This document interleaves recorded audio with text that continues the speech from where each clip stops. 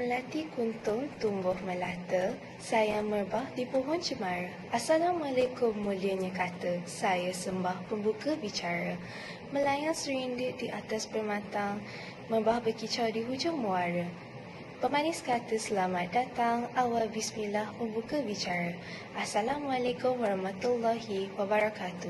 Salam ukhuwah, salam kasih sayang dan salam satu Malaysia. Pada hari yang amat indah ini, kami akan menyampaikan sebuah forum yang bertajuk Fashion dan Aurat.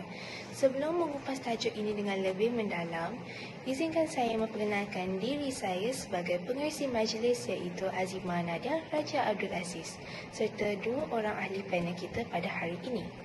Baiklah, ahli panel pertama kita nampak tegas tapi bijak berkata-kata. Saudara Ahmad Faiz bin Mazlan. Apa khabar saudara? Khabar baik saudari. Seterusnya, ahli panel kedua kita nampak ayu berbaju kurung, saudari Putri Nomaizura binti Rozali. Assalamualaikum saudari, adakah anda sihat? Waalaikumsalam saudari. Alhamdulillah, saya sihat walafiat. Baiklah, izinkan saya memberi sedikit penjelasan tentang definisi fashion dan aurat. Apabila kita bercakap mengenai fashion ini lebih tertumpu kepada kaum wanita iaitu kaum hawa kerana wanita dan fashion tidak dapat dipisahkan serta wanita juga merupakan salah satu perhiasan dunia yang kita perlu lindungi serta menjaga pandangan mata. Namun begitu, kaum lelaki juga harus menutup aurat juga mengikut syarak. Hadis Abu Daud pernah menyatakan bahawa Rasulullah SAW telah menegur puteri Abu Bakar Asma yang datang berjumpanya dengan memakai pakaian yang nipis. Rasulullah berkata, "Wahai Asma, sesungguhnya seorang wanita yang telah datang haid tidak dapat dilihat dari dirinya kecuali ini dan ini." Beliau menunjukkan muka dan kedua telapak tangannya. Fashion bukan sahaja pergayaan dari segi berpakaian, malah dari segi kehidupan sosial dan akhlak manusia yang terjerumus mengikut peredaran masa yang semakin maju. Secara jujurnya, apa yang dilihat, generasi-generasi sekarang berfashion tidak mengikut piawaian syarak dalam pelbagai aspek. Oleh itu, timbullah istilah-istilah fashion yang dianggap muslimah namun secara zahiri, bukan maknawi. Seperti fashion lolita, fashion hijabista dan pelbagai nama-nama fashion yang agak pelik. Falsafah fashion barat amat mengetengahkan suatu fashion yang mengikut zaman dan tidak menuruti syarak, juga menaikkan gairah lelaki lalu ingin meraih pujian semata-mata. Manakala falsafah fashion dalam Islam adalah berpakaian atau berhias dengan kemas, menutup aurat dan sopan. Hal ini demikian kerana cara berpakaian akan menggambarkan siapa diri kita yang sebenar. Allah SWT pernah berfirman di dalam surah An-Nur ayat ke-31, bagi membezakan perempuan mukmin dengan perempuan jahiliah adalah dengan memerintahkan mereka untuk menutup aurat. Maka untuk menjadi seorang mukmin yang sejati, kita haruslah menutup aurat. Aurat pula ialah bahagian yang menjadi aib pada tubuh badan yang wajib ditutup dan haram dilihat oleh orang lain atau orang yang bukan mahram. Memakai pakaian menutup aurat ketika mengerjakan solat menjadi syarat solat yang diterima oleh Allah SWT. Bagi lelaki, aurat yang wajib ditutup ialah kawasan di antara pusat dan lutut. Aurat perempuan pula meliputi seluruh tubuh badan kecuali muka dan telapak tangan. Aurat berasal dari perkataan aurat yang bermaksud keaiban. Menurut istilah fiqah, aurat ialah bahagian tubuh badan yang wajib ditutup dan dilindungi daripada pandangan. Dinamakan aurat kerana mendedahkan dan melihatnya adalah sesuatu yang tercela. Baiklah, itu sahaja dari saya. Soalan saya ditujukan kepada ahli panel kita yang pertama. Saudara Faiz, pada pandangan anda, mengapa ramai umat Islam yang tidak menutup aurat dengan sempurna? Satu majlis dalam meniti arus kemodenan yang kian berkembang ini, semakin ramai juga para wanita yang turut mula menutup aurat. Hal ini semestinya perkara yang patut diraihkan serta dipuji, kerana mereka telah mengambil langkah seterusnya untuk menjadi seorang muslimah yang berjaya. Sungguh pun begitu. Alangkah sayangnya saya melihat wanita-wanita ini walaupun sudah ditutup auratnya, perubahan tersebut tidak menepati seperti mana Islam mengajar kita cara menutup aurat yang betul. secara jelasnya, apa yang saya ingin maksudkan adalah wanita-wanita ini memakai pakaian-pakaian ketat dan juga tudung yang dipakai tidak menutupi aurat mereka sepenuhnya. Walaupun saya tekankan mengenai pihak wanita, di sini tidak bermaksud pihak lelaki dikecualikan. Allah Subhanahu Wa Taala pernah berfirman, dan janganlah mereka memperlihatkan perhiasan. Selain itu, berpakaian tebal juga tidak mencukupi sekiranya berpakaian terbabit bersifat ketat yang menampakkan bentuk tubuh badan mereka kecuali yang zahir daripadanya. Surah An-Nur 24:30. Maka di sini saya lampirkan mengapa masyarakat kita tidak menutup aurat dengan sempurnanya. Baiklah, sebab pertama mengapa ramai umat Islam tidak menutup aurat dengan sempurna adalah kerana mereka terlalu mengikut trend terkini. Umumnya apabila terdapat trend fashion baru yang tular akan mendapat perhatian daripada kita, termasuk saya sendiri, kita akan berfikir mengenai rupa pemakaian kita sekiranya kita turut mengikut trend tersebut dan berfikir fashion tersebut tidak melanggar asas menutup aurat. Kita terlalu terpengaruh dengan kata-kata dan pandangan manusia lain sekiranya terlepas trend fashion yang terkini, dan kerana itu kita sanggup melanggar syarat menutup aurat yang betul. Selain itu, pengaruh platform media sosial dengan kehidupan kita dikelilingi pandemik coronavirus, kita telah menghabiskan masa sekurang-kurangnya 2 tahun di dalam rumah masing-masing demi keselamatan dan kesihatan kita. Dalam tempoh masa yang panjang ini, ia langsung tidak mustahil semakin ramai masyarakat kita semakin mendekati media-media sosial seperti TikTok untuk mengisi masa lapang mereka. Oleh hal yang demikian, ramailah remaja yang terpengaruh dengan mengikut trend-trend di media sosial. Lebih parah lagi, ramai remaja wanita berjoget. Ramai wanita berjoget tanpa rasa malu dengan berpakaian umpama sekadar dibaluti oleh kain saja. Segala cara berpakaian yang digalakkan di dalam Islam tidak diterapkan sama sekali. Wanita juga saban hari semakin suka untuk menampilkan wajah masing-masing di media sosial. Perlulah diingatkan bahawasanya sebaik-baik perhiasan adalah wanita adalah wanita yang tidak ingin dipandang. Natijahnya di sini, kaum wanita hendaklah menyembunyikan keindahan masing-masing dan hanya dipersembahkan untuk yang halal saja. Akhir sekali, sesetengah umat Islam dibesarkan dengan didikan agama yang kurang. Islam mewajibkan umatnya menutup aurat dengan sempurna, baik lelaki maupun perempuan. Imam Nawawi berkata, menutup aurat adalah wajib. Ibu bapa hendaklah menerapkan ajaran menutup aurat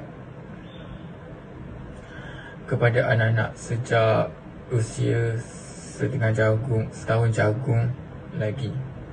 Hal ini kerana kanak-kanak yang dibesarkan dalam ajaran yang betul sudah semestinya mempunyai pengetahuan awal mengenai hal tersebut dan dapat merasai nikmat menutup aurat sejak kecil lagi. Itu sahaja daripada saya. Terima kasih saudara Faiz atas hujah yang utuh lagi berisi. Diharapkan ianya dapat menyedarkan umat Islam pada masa kini agar tidak terikut-ikut akan pengaruh dari barat yang boleh menyebabkan kita lupa akan tanggungjawab kita sebagai umat Islam. Oleh itu, ibu bapa perlulah memainkan peranan dengan memberikan Didikan agama sejak dari kecil kerana meluntur bulu biala dari rebungnya. Saudara Putri, apakah pendapat anda tentang pengaruh fashion dan aurat dalam kalangan masyarakat masa kini? Baiklah, terima kasih kepada saudari Nadia atas soalan yang diajukan kepada saya sebentar tadi. Secara umumnya, manusia sentiasa sibuk memajukan diri dengan dan tidak pernah berhenti mengejar arus kemodenan dalam bidang sains dan juga teknologi. Perkara ini memberikan kesan dan impak yang mendalam terhadap corak pemikiran, pemahaman, pemakaian, agama, budaya dan juga gaya hidup. Dunia fashion juga turut menerima tempias arus kemodenan dan juga kemajuan dunia yang menuntut manusia yang konon-kononnya perlu tampil selari dengan roh kemodenan yang berlaku pada masa kini. Sememangnya, sebagai umat Islam, kita dituntut untuk sentiasa memajukan diri supaya tidak ketinggalan dan terus diperlekehkan oleh pihak lain. Bagaimanapun, dalam mengejar angin perubahan ini, ramai di antara kita yang terlupa dan melanggar batasan yang telah ditetapkan oleh Allah Subhanahu Wa Taala. Ramai umat Islam, khususnya dalam kalangan wanita Islam, tidak menyedari bahawa fashion pakaian diperagakan sebahagiannya bertentangan dengan ajaran Islam yang mewajibkan umatnya menjaga aurat dengan sempurna. Mutakhir ini, pegangan sebahagian umat Islam dilihat semakin longgar apabila terdapat dalam kalangan suami dan ibu bapa yang sengaja membiarkan isteri dan anak-anaknya menedahkan aurat. Perkara ini amatlah dikhatiri dan perlu dielakkan pada masa yang Datang. Amat menarik hujah yang dilontarkan sebentar tadi. Saudara Faiz, apakah pendapat anda tentang perkara ini? Dah, pada pandangan saya, terdapat juga wanita Islam yang mendakwa mereka menutup aurat. Namun mereka sebenarnya menipu diri sendiri. Keadaan ini boleh dilihat apabila ramai wanita memakai pakaian yang menutup aurat, tetapi dalam masa yang sama, pakaian berkenaan terlalu ketat hingga menampakkan bentuk dan susuk tubuh badan mereka. Selain itu, ada pula yang hanya menutup aurat pada waktu-waktu tertentu sahaja sebagai penghormatan dan memenuhi keperluan adat.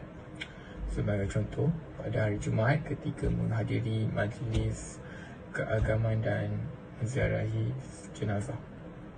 Namun, pada waktu lain, mereka kembali memakai pakaian yang mendedahkan aurat tanpa segan silu, seolah-olah kewajipan menutup aurat adalah tempoh masa dan hari tertentu saja.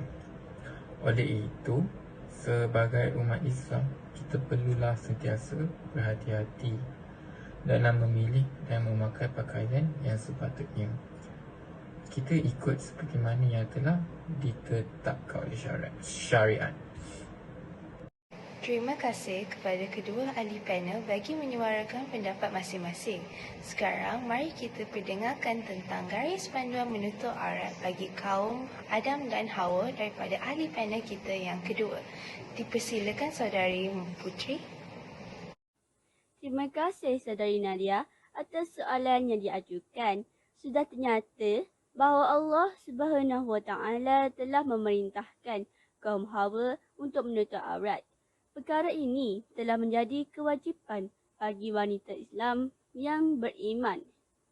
Had aurat bagi wanita ialah seluruh tubuh badan selainkan muka dan juga tangan. Islam tidak menetapkan cara menutup aurat. Yang penting, anggota tersebut hendaklah ditutup dengan sempurna. Menutup aurat bukan sekadar menutup kepala dan mendedahkan anggota lain seperti yang dilakukan oleh sesetengah muslimah pada zaman kini. Pada dasarnya, tujuan manusia berpakaian dan menutup anggota badan adalah untuk kelihatan sopan. Namun, perhiasan dan dekorasi terlebih dahulu menjadi aspek penting dalam berpakaian sehingga mereka mengabaikan soal aurat yang perlu dijaga. Baik, kita sering terlepas pandang bahagian aurat kaum Adam. Secara dasarnya, ketika menunaikan solat, wajib bagi kaum lelaki memakai pakaian yang menutup aurat, iaitu sekurang-kurangnya menutup anggota yang berada antara pusat dan juga lutut. Dengan kata yang lain, bagi kaum lelaki yang menunaikan solat, mereka disuruh memakai sebarang pakaian yang boleh memastikan pusat, kemaluan, punggung, paha dan lutut. Semua ini perlu tertutup dan tidak boleh dilihat oleh mata manusia. Oleh itu, saya menyeru agar selepas ini umat Islam, baik perempuan maupun lelaki, hendaklah menitik beratkan bahagian-bahagian aurat yang dinyatakan agar tidak terdedah kepada bukan mahram. Itu sahaja daripada saya. Terima kasih kepada ahli panel kedua kita atas penerangan tentang adab dan garis pandang menutup aurat sebentar tadi. Sangat jelas penerangan yang dikemukakan. Izinkan saya memberi sedikit pendedahan tentang manfaat menutup aurat.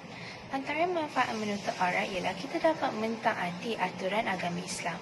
Dari pandangan agama, memakai jilbab merupakan perintah kerana tidak ada dampak buruk yang ditimbulkan ketika wanita memakai jilbab. Justru memakai jilbab mempunyai banyak manfaat. Hal ini sejalan dengan agama yang mengajarkan kemanfaatan bagi seluruhnya. Dasar seorang Islam diperintahkan memakai jilbab yakni, hai Nabi, katakanlah kepada isteri-isterimu, anak-anak perempuan dan wanita-wanita keluarga orang-orang mukmin agar mereka mengulurkan atas diri mereka ke seluruh tubuh badan mereka jilbab mereka. Hal itu menjadikan mereka mudah dikenali sebagai wanita muslimah yang terhormat dan merdeka sehingga mereka tidak diganggu. Dan Allah senantiasa Maha Pengampun lagi Maha Penyayang. Surah Al-Azhab ayat ke-59. Selain itu, kita dapat menjaga kehormatan diri. Seringkali di lingkungan terjadi seorang wanita marah kerana digoda atau dicolik lelaki-lelaki. Salah satu penyebabnya adalah pakaian yang dikenakan perempuan itu tidak menutup aurat. Dengan menggunakan jilbab, seorang perempuan itu dapat menjaga kehormatan diri mereka sendiri. Saudara Faiz, bolehkah anda memberi kami pendedahan lagi tentang manfaat menutup aurat? Semestinya pengurusi majlis, apabila kita menutup aurat, kita dapat terhindar dari azab yang pedih api neraka. Dalam ajaran Islam, dikatakan bahawa perempuan wajib memakai hijab atau mengulurkannya hingga menutupi dada. Jika tidak memakainya, maka akan mendapatlah dosa dan azab di api neraka. Hal ini diterangkan dalam sebuah hadis. Rasulullah sallallahu alaihi wasallam pernah bersabda, aku melihat ada perempuan digantung rambutnya, otaknya mendidik. Perempuan itu adalah perempuan yang menggumbar dan mempertontonkan rambutnya kepada laki-laki selain suaminya. Perempuan ini mukanya akan menghitam dan memakai isi perut dia sendiri. Di samping itu, jiwa mereka menjadi tenang dan tenteram. Kita seorang perempuan memutuskan memakai hijab. Hal ini merupakan salah satu kewajipan. Jiwa mereka akan lebih tenang dan tenteram dibandingkan sebelum mereka memakai hijab. Akhir sekali, dengan memakai hijab, kita dapat melindungi rambut dari sinar matahari. Dalam ilmu kesihatan, sinar terik matahari mempunyai kandungan UV. Kandungan itu dapat menyebabkan rambut menjadi kusam, lepek, berbau dan kusut. Jika terus dibiarkan, dapatlah akan terjadilah kerosakan rambut. Sedangkan pada malam hari, hijab haruslah pakai hijab untuk tahan diri daripada angin yang dingin sehingga suhu yang tetap. Terima kasih Saudara Faiz atas hujah yang dikemukakan sebentar tadi.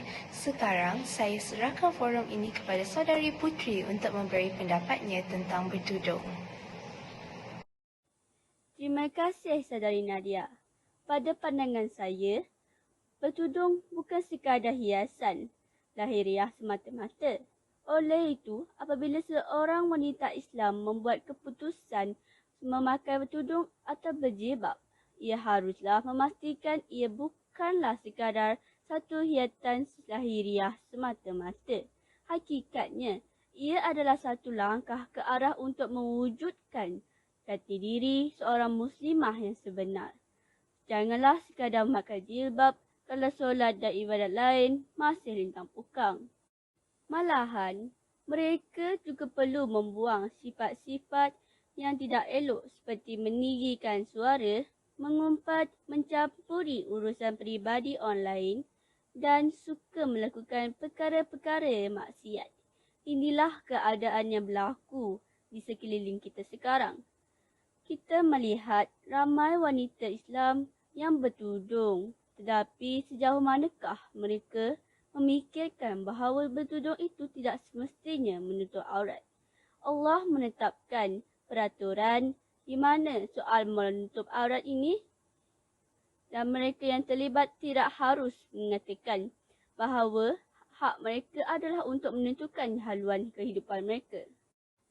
Kenyataan seumpama ini bertentangan dengan firman Allah Subhanahu Wa Taala yang bermaksud dan tidaklah harus bagi orang-orang yang beriman, lelaki dan perempuan apabila Allah dan Rasulnya menetapkan keputusan mengenai sesuatu perkara. Tidaklah harus mereka mempunyai hak memilih ketetapan sendiri mengenai urusan mereka. Dan sesiapa yang tidak taat kepada hukum Allah dan Rasulnya, maka sesungguhnya ia telah sesat dengan kesesatan yang jelas nyata. Justeru, selagi masa masih ada dan di saat Allah masih memberi kesempatan kepada kita untuk membentuk diri sebagai muslimah yang sejati, maka rebutlah kesempatan yang suntuk ini. Janganlah menganggap bahawa masa sentiasa ada untuk kita bertaubat dan kembali ke jalan Allah. Ingatlah, kematian yang menjemput manusia tidak mengira umur, masa dan juga ketika. Terima kasih Saudari Putri atas penjelasan sebentar tadi. Persoalan yang bermain di minda saya adalah apakah akibat kita berfashion secara melampau? Panel pertama, adakah anda boleh menjelaskan perkara ini kepada saya? Saya mendapati bahawa penggayaan fashion yang melampau dalam kalangan umat Islam memberi keburukan sama ada secara langsung atau tidak langsung. Salah satunya adalah tidak mencium bau syurga di akhirat nanti. Mengapa saya kata sedemikian? Hal ini kerana sebahagian wanita tanpa sengaja memakai seluar senting dan sengaja mengeluarkan cuping telinga yang jelas-jelas sebahagian daripada aurat untuk memakai anting-anting. Rasulullah SAW bersabda, dua jenis manusia yang akan menjadi ahli neraka yang mana aku tidak sempat melihat mereka kerana tidak ada pada zamanku. Mereka ini akan lahir pada zaman pada masa depan. Yang pertama, kata Nabi SAW, ialah golongan yang memegang alat sebatas seperti ekor lembu. Kalangan perempuan berpakaian tetapi bertelanjang, pakaian yang menggodakan, pakaian yang nipis, pakaian yang ketat. Di atas kepala mereka dihias, rambutnya merupakan bonggol unta. Mereka tidak dapat masuk ke syurga, bahkan tidak dapat menghidu dan mencium keharumannya, walaupun bau syurga itu dapat dihidu jauh sekali. Itu sahaja daripada saya. Terima kasih Saudara Faiz, bagus sangat penjelasan anda. Saudari Putri, ada apa-apa perkara yang ingin dihujahkan lagi? Terima kasih Saudari Nadia. Selain memberikan keburukan kepada individu, pengaruh fashion yang melampau juga memberi kesan kepada masyarakat setempat. Antara kesannya, fashion yang berasal daripada negara barat akan mengubah peradaban dan cara berpakaian penduduk Malaysia yang secara aslinya lebih sopan yang tertutup berubah menjadi lebih teruk dan membimbangkan sehingga akhirnya budaya berpakaian mencolok mata menjadi kebiasaan dalam kalangan masyarakat kita. Sehubungan dengan itu juga, kesan fashion yang melampau ini boleh menyebabkan keruntuhan akhlak dalam kalangan masyarakat kerana sifat malu yang kurang diterapkan dalam diri. Berlanjutan dari itu, masalah sosial akan menjadi isu yang tidak dapat dibendung dalam kalangan masyarakat.